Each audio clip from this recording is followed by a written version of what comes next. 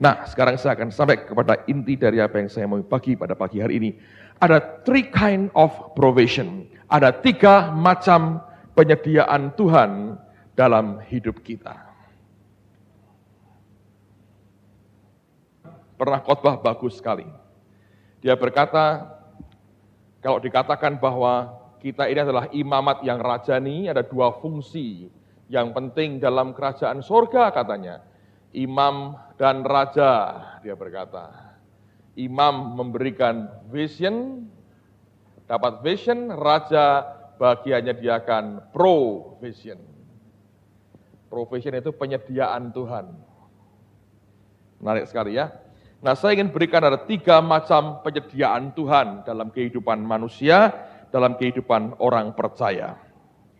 Yang pertama adalah provision atau penyediaan untuk para budak.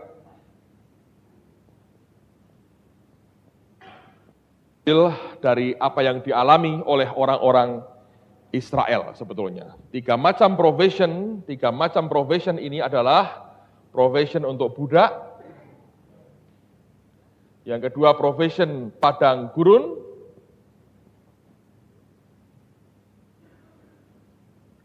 Yang ketiga adalah tanah perjanjian. Mereka mengalami 3 hal ini. Kelak ketika mereka berdosa ya ada provision lagi, tapi nggak usah dibicarakan. Pembuangan, saudara. Anda kan tidak mau dibuang. Amen. Jangan murtad, saudara. Jangan murtad. Oke. Ada 3 macam penyediaan Tuhan. Yang pertama adalah slavery provision. Penyediaan dalam perbudakan. Coba buka Keluaran pasal pertama ayat 13 dan 14. Silahkan dibaca. Provision kalau Anda mengalami hidup perbudakan itu gini saudara. Tidak berarti Anda pasti kekurangan, itu belum tentu ya. Anda bisa makan dengan kenyang, bisa. Tetapi mesti dibayar dengan suatu pekerjaan yang memaitkan hidup. Ngerti? Ini orang yang fokusnya itu begini. Bagaimana aku dapat duit? Bagaimana aku bisa nyambung hidup? Kerja setengah mati, hasilnya bisa banyak. Dia bisa makan kenyang, tapi akibatnya pahit hidupnya. Tangkap. Nah, dari mana kita tahu bahwa mereka bisa kenyang? Coba buka Keluaran 16 ayat 2 dan 3. Duk menghadapi apa? Kuali berisi apa?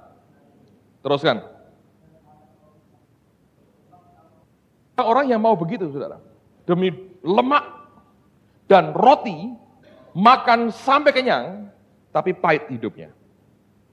Kalau Anda ke dunia ini, Anda akan lihat orang-orang begitu ya. Wih, kerja luar biasa. Kenyang. Makanya lemak roti sampai kenyang. Tapi pahit hidupnya. Dia harus kerja keras begitu rupa untuk bisa menghidupi keluarganya. Tidak pernah tenang hidupnya. Gelisah terus. Saya lihat ada beberapa orang yang kaya sekali. Untuk keluar negeri aja tidak mau, saudara. Nanti usahaku gimana kalau aku tinggal? Ya kepingin. Dan akhirnya toh keluar negeri. Kapan itu? Waktu sakit, dokter Indonesia gak bisa ngobati, keluar negeri dia. Oh gak mau. Hidupnya dipahitkan dengan kerjaannya. Begitu uangnya diambil orang sedikit, pahit hatinya. Ini ada orang-orang yang mengalami provision sebagai budak. Dan orang Kristen pun ada yang begini. Susah payah kerjanya. Hasilnya mungkin banyak, mungkin ada hasilnya. Mungkin orang berkata, wah ini orang berhasil itu. Tapi gampang pahit. Kerja keras, gak pernah tenang hidupnya. Tergantung uangnya, terus cari uang. Fokusnya kepada dirinya sendiri. Bagaimana dia bertahan hidup, pokoknya aku mesti kerja. Dan itu yang dia mau dalam hidupnya. Dan orang seperti ini tidak pernah nikmati apa-apa yang baik. Tangkap saudara. Coba lihat Kejadian pasal 3, ayat 17 sampai 19. Kejadian pasal 3, ayat 17 sampai 19.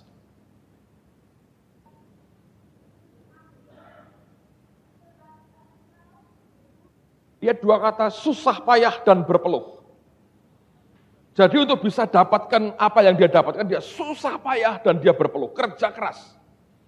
Pak, kalau gitu kita harus jadi pengangguran, Pak. Tidak juga. Saudara, apa bedanya daging dengan roh?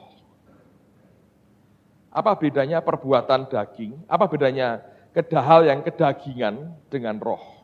Nah, saya mau beritahu saudara ya, bedanya sangat menyolok sekali. Coba Anda lihat pada Galatia pasal 5 ayat 19. Silakan. Saya tunjukin bedanya. The works of the flesh. Jadi pekerjaan daging. Itu kalau daging itu isinya kerja. Kalau enggak kerja, banting tulang, banting harga, banting piring, banting pintu, enggak dapat apa-apa. Pokoknya kalau Anda itu termasuk orang yang saya harus kerja keras, Pak, saya harus ini. Sampai ngotot, hidup kayak begitu. Nah itu daging. Nah itu seperti Kejadian 3 tadi. Terusin. The fruit of the Spirit, buah roh. Yang daging adalah the works of the flesh. Yang roh itu apa? Buah. Bagaimana kita berbuah? Coba terusin dulu supaya enak. Sekarang bedanya apa? Daging dengan roh. Kalau Anda dalam perbudakan, Anda kerja seperti orang kedagingan. Anda hidup dalam keadaan seperti terkutuk. Dia berkata dengan berpeluh, dengan susah payah, kamu cari rezekimu. Rezeki dicari dengan berpeluh, dengan susah payah. Rasanya kalau boleh sehari itu 49 jam, bukan 24 jam. Karena kurang waktu untuk kerja, sehingga kurang duit, hidupnya kekurangan terus. Dan padahal kalau kita jadi Lewi kekurangan, bahaya besar. Seperti cucunya Musa, seluruh suku disesatkan, hilang lenyap dari peredaran.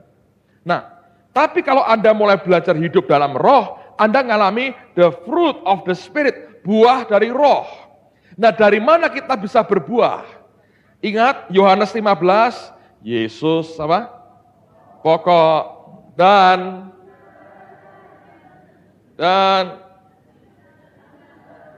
Tuhan ini ahlinya. Kita ini apa? Buah itu nempel di mana? Carang. Oke, buahnya di sini. Bagaimana supaya carang ini bisa menghasilkan buah?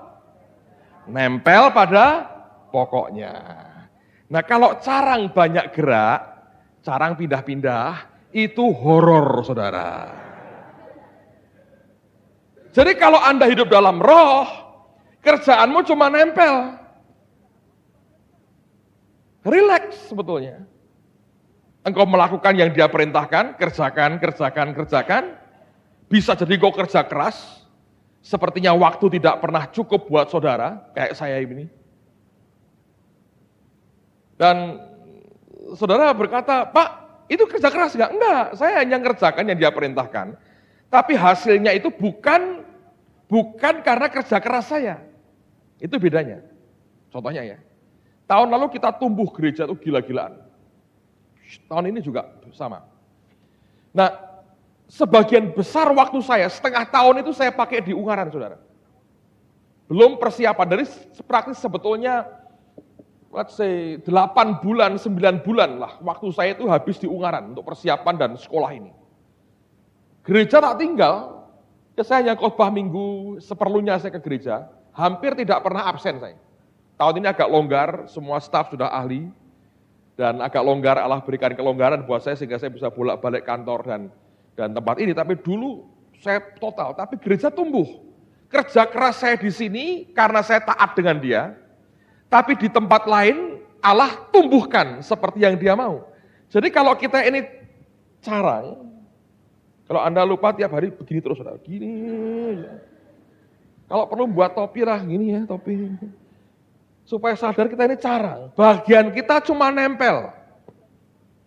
Kalau Anda hidup sebagai budak, Anda perlu the works of the flesh. Kerja keras dari kedagingan, itu pekerjaan daging. Selalu begitu. Dan kalau Anda itu hidup dalam roh, Anda cuma nempel aja. Karena dikatakan the fruit of the spirit, buah roh. Itu buah. Selama kita nempel terus, saudara, hatimu berpaut ke Tuhan, ikuti yang Dia perintahkan, tidak perlu kerja keras sebetulnya untuk menghasilkan sesuatu. Mungkin kita di banyak tugas, tapi itu hanya ekspresi dari ketaatan kita, bukan karena kerja keras kita yang membuat kita banyak hasilnya. Enggak. Nah Pak, kalau Anda kerja keras, apakah bisa banyak hasilnya? Bisa juga, tapi pahit hidupmu, pahit. Saudara tidak akan dengan gampang punya hati yang memberi. Ya, tapi kalau Anda cuma nempel hasilnya banyak, Tuhan minta Anda tahu diri dong, ini bukan hasil saya kok. Tuhan yang memberi, diminta berapapun kita kasih dengan sukacita. Akhirnya jadi gaya hidup kita jadi orang yang merdeka. Dalam hal keuangan sama, itu berlaku untuk segala aspek dalam kehidupan kita. Nanggap ya saudara ya. Nah ini bagian-bagian yang kita harus mengerti bahwa inilah kalau orang hidup dalam kutuk seperti ini. Coba lihat lagi Kejadian 27 ayat 38 sampai 40. Engkau bertobat, engkau akan melemparkan kuk itu dari tengkukmu. Dia berkata engkau akan jauh dari tanah yang gemuk dan dari embun. Itu gersang tandusnya luar biasa. Hidupmu dari pedang. Kalau Anda hidup dari pedang, pahit sekali saudara. Pahitnya luar biasa. Anda harus kerja keras dan memahitkan akan kehidupan kita. Nah, kalau Anda seorang hamba Tuhan dan Anda terus seperti ini, dari upaya berusaha terus, the works of the flesh, kerja setengah mati untuk usaha terus, lama-lama ya, dengerin baik-baik saudara, Anda bisa pahit dengan Tuhan. Pahitmu itu bukan dengan orang lagi, tapi Anda bisa pahit dengan Tuhan. Karena Anda merasa Tuhan tidak adil kelak. Nah, untuk membuktikan itu, ini ada ayat yang saya suka sekali. Berikutnya siapa ya? Oke, baca yang keras, ini berkat buat Anda, Matius 20 ayat 1 sampai 16.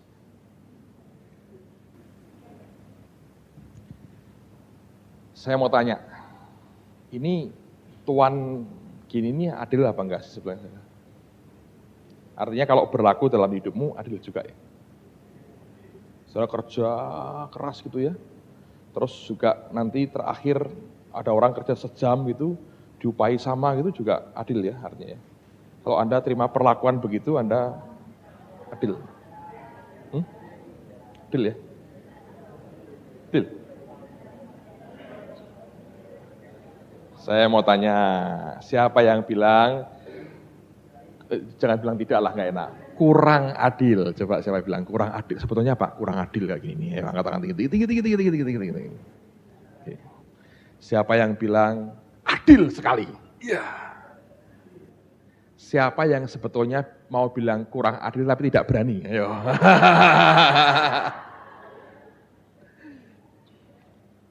Nah, ini saya mau beritahu saudara ya. Ini Anda harus dengar baik-baik. Ini akhirnya orang ini yang kerja dari pagi itu marah nggak saudara? Marah. Dengan tuannya marah toh. Tuan ini gambarkan siapa? Tuhan toh. Ini loh, ini kerajaan Allah, ini sistem kerajaan Allah yang kita harus mengerti. Kalau Anda bilang adil, keadilan Tuhan itu total berbeda dengan keadilan manusia. Manusia mencoba adil, sebetulnya yang paling ekstrim itu orang komunis. Semua dianggap sama rata, sama rasa. Tapi tetap tidak adil, karena kemampuan, prestasi masing-masing orang berbeda. Ya, pekerjaan orang, tiap orang berbeda. Nah saya berkata gini saudara, kalau komunis ya itu sama rata, sama rasa. Kalau dunia itu ada bedanya. Ini ditentukan oleh kerja kerasmu, prestasimu, semua yang di luar dinilai, hasilmu, pendidikan, pengalaman menentukan. Kalau Tuhan, Dia selalu melihat hati. Nah ini yang seringkali tidak terlihat sebetulnya. Kita berkata tidak adil, itu wajar karena kita melihat dari ukuran mata dunia kita. Ya loh ini kerja dari pagi sampai sore. Tapi yang kerja sejam dibayar duluan, ya tak? Sama dengan yang kerja seharian kepanasan seharian, malah belakangan dipikir, wah dia bahagia nih. Dia senang. Dia berkata, wah ini luar biasa ini. Kenapa? Karena kalau Anda dibayar belakangan, mungkin dia berpikir gini, supaya yang lain tidak iri, maka aku ditaruh di belakang. Waktu kita ke Israel, istri saya itu beli beberapa barang. Memang sudah, tanda petik ya, ngancam dari rumah. Nanti sampai Kaisaria, aku mau beli perhiasan. Bukan perhiasan, tapi barang-barang hiasan untuk rumah. Pajangan rumah gitu ya. Kami ada tanah di sebelah yang sedang dibangun sekarang. Tadinya saya pikir saya hanya mau bangun 2 kamar tambahan. Ternyata setelah jadi saudara, itu saya baru sadar bahwa saya seperti bangun rumah baru. Dengan luas lebih dari 200 meter. Tapi ya sudah terlanjur, ya sudah. Saya bilang dalam nama Yesus, jalan terus. Uangnya Tuhan sediain. Saya sudah habis 140 jutaan, saudara. Tapi ya oke lah, kira-kira School of Acts ini selesai, rumah saya selesai. Bonus dari Tuhan. It will be big house, rumah besar. Nah, jadi istri saya sudah berkata, nanti takutnya aku mau beli. Tahun lalu kita lihat itu barang di situ bagus ya, dia kerajinan dari kaca ya. Gelas itu yang dibakar. Bu Indri dulu borong banyak sekali dan banyak teman jadi pembawa senjatanya Bu Indri. Berbagai macam barang pecah belah itu digotong terus dari Israel keliling kota-kota ke Yordan, ke Yunani. Di Yunani masuk museum beli batu, saudara, beli batu. Ibu Indri. Terakhir saya lihat sudah tidak semangat lagi, kenapa? Karena sudah jadi rumahnya. Mau beli batu lagi, tempel di mana lagi saya nggak tahu lagi. Dia nggak punya tempat untuk ditempel lagi. Tapi giliran kami sekarang, istri saya berkata nanti saya mau beli. Kita beli beberapa barang oleh toko-toko di mana Anda mampir. Karena supaya nanti kalau ada grup lagi dibawa ke situ lagi. Itu ada aturan main yang kami nggak ngerti, tapi tiba-tiba begitu, tahu-tahu begitu. Jadi waktu sampai di sana, semua beli itu didahulukan. Saya bilang sama istri saya kan nggak mikir apa-apa. Saya bilang, ini orang ini gimana sih? Kita dilewati terus. Tapi ini orang senyum terus. Istri saya berkata, sabar ya, tunggu nanti kami akan layani sebentar ya. Terus yang rombongan lain didahulukan. Tapi saya berkata, ya sudah, wong kita melayani, ya mereka duluan nggak apa-apa, kita belakangan. Udah semua ditunggu sampai naik bis semua, baru dilayani. Terus dia ketawa, soalnya ini diskonnya aku mau kasih kamu diskon katanya. Kalau di depan orang lain nanti pada minta. Terus dikasih tambahan ini ya, kasih ini buat kamu, kamu bayar sekian, diskonnya sekian, bayar sekian saja. Itu caranya, ngerti saudara? Ya.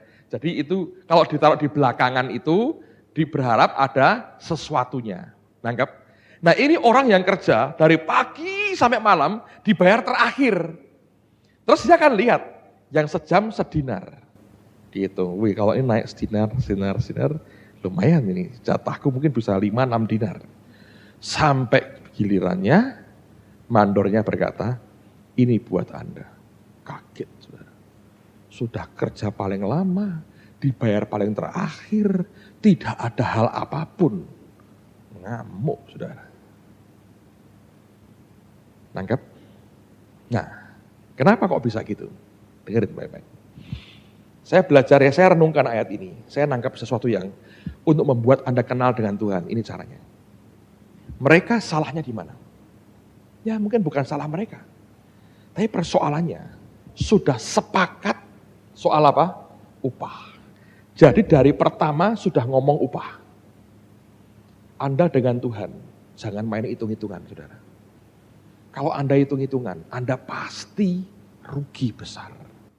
Sebab yang disediakan buat kita, yang mata nggak pernah lihat, yang telinga nggak pernah dengar.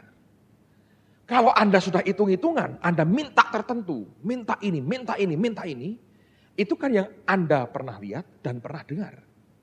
Kesepakatan ini, kata sepakat itu kan artinya si pemilik ladang minta sekian, pekerja minta sekian, lalu dikompromikan, sepakat. Sedinar sehari. Nangkap saudara. Sedangkan mereka yang dari jam 5 sore mulai kerja, hanya kira-kira 1 jam kerjanya. Tidak pernah mereka minta apa-apa. Kenapa? Sadar. Aku digaji berapapun berhak dia. Karena sebetulnya aku ini pengangguran. Gak bisa apa-apa. Nah, bedanya apa? Orang ini dia ngerti. Aku kerja keras sepanjang hari. Lihat sulung sama, si sulung. Orang ini sama. Yang diajukan pertama apa? Kerja kerasnya. Kita bacain lagi ya. Coba lihat ayat 11. Ketika mereka menerimanya, mereka bersungut-sungut kepada Tuhan itu katanya, mereka yang masuk terakhir ini hanya bekerja 1 jam. Dan engkau menyamakan mereka dengan kami yang sehari suntuk bekerja berat dan menanggung panas terik matahari. Dua-duanya yang diajukan sebagai pembelaan apanya? Kerja kerasnya. Yang cuma sejam, ya nggak ngerti apa-apa, jam 5 sudah agak redup kan saudara. Jadi kerja sejam, mereka berharap apa ya? Sudahlah kemurahan hati dari si tuan itu. Nangkap, ini beda sikap. Dalam kehidupan kita sebagai hamba Tuhan, jangan ngandalkan kerja keras saudara. Tapi ingat, kita cuma apa? Caranya. Bagian kita cuma nempel ke dia. Lakukan yang dia perintahkan. Nanti urusan upah urusannya dia. Tapi jangan khawatir, dia Bapak yang murah hati, dia Tuhan yang luar biasa murah hatinya.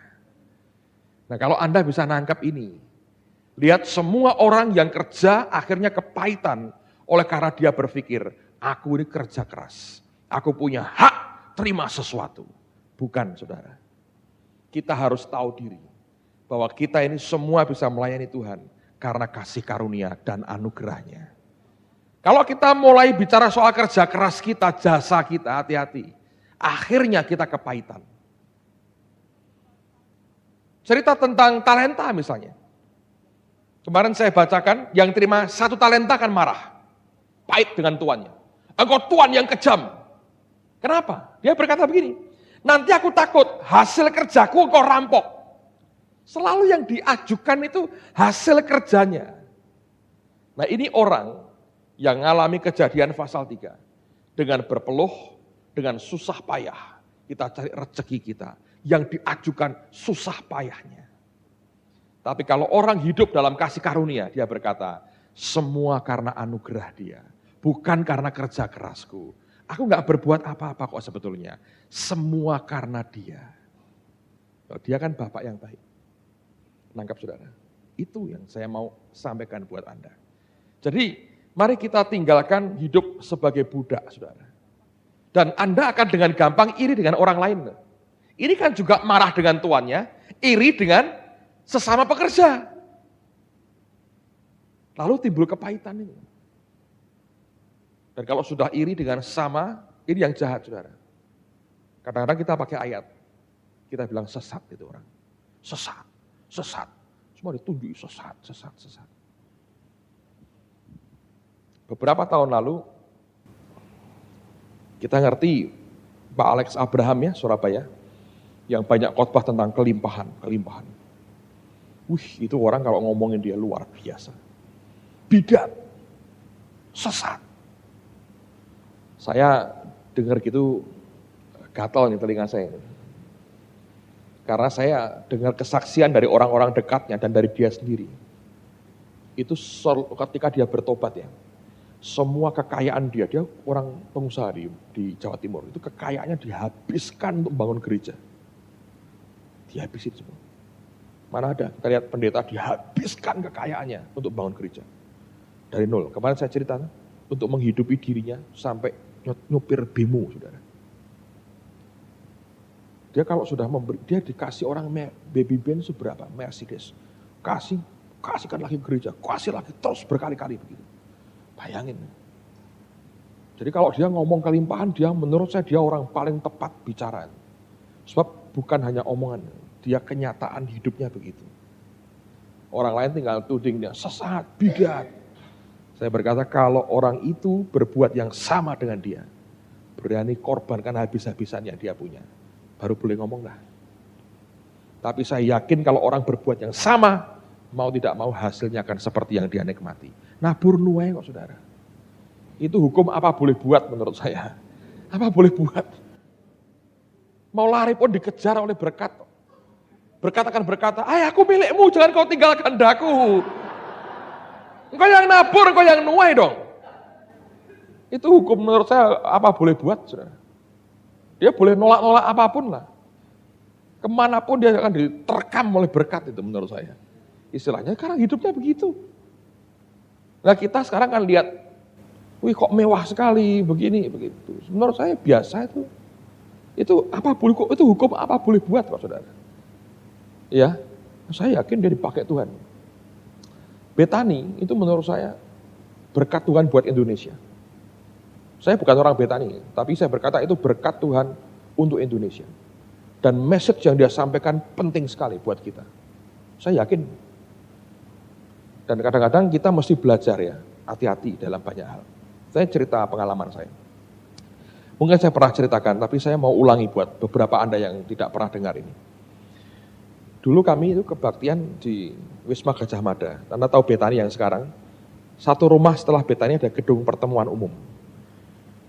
Wah dulu kami nggak punya apa-apa. Kebaktian minggu pagi itu saya mulai di sana 25 orang. Mungkin setahun lebih, 25 orang tiap minggu pagi. Betani sudah mulai bangun waktu itu. Dan mereka sudah mulai banyak jemaatnya. Satu hari, saudara.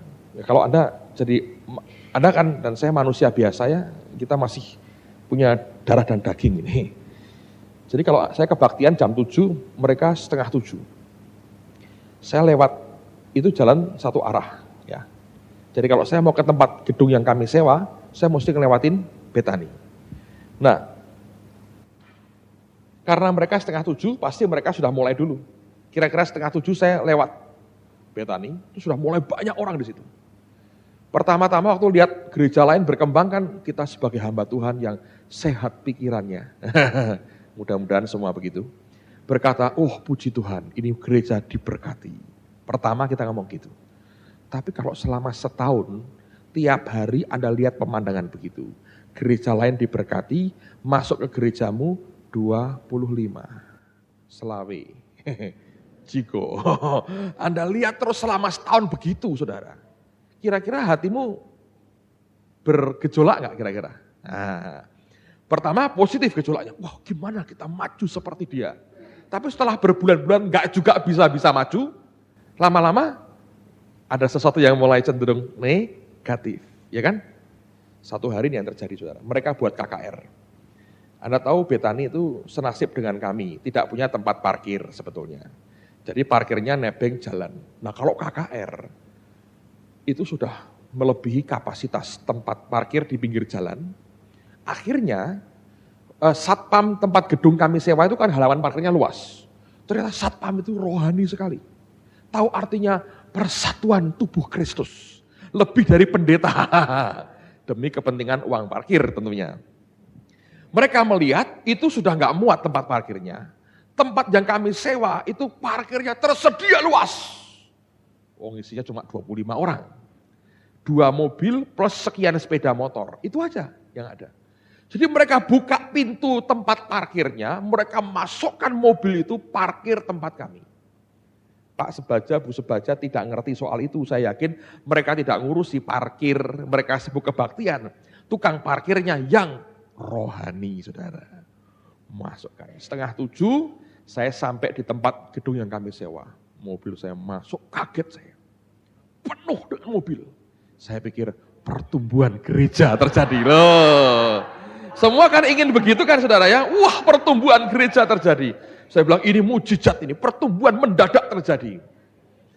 Dan saya lihat itu orang-orang turun dari mobil, bawa Alkitab. Wah saya bilang puji Tuhan, doaku dijawab Tuhan. Tapi yang saya lihat, begitu turun dari mobil, bukan masuk ke arah gedung yang kami sewa, keluar lagi. Saya berhenti saudara. Tak tunggu tak lihat, ini kemana mereka? Ke Betani. Itu hati bisa marah saudara. Tidak benar cara begini. Dalam hati ini. Mulai, enggak benar nih, enggak benar nih. Saya cerita apa adanya daripada munafik-munafikan saudara. Ya toh? Kita kan buka aja apa adanya. Saudara kalau dari saya ya kira-kira sama lah, kira-kira dengan saya tahu banyak pendeta yang marah sama Betani. Jadi saya wah. Lalu kemudian saya kebaktian masuk ke dalam, tetap Yesus tidak berubah, kami belum berubah juga waktu itu.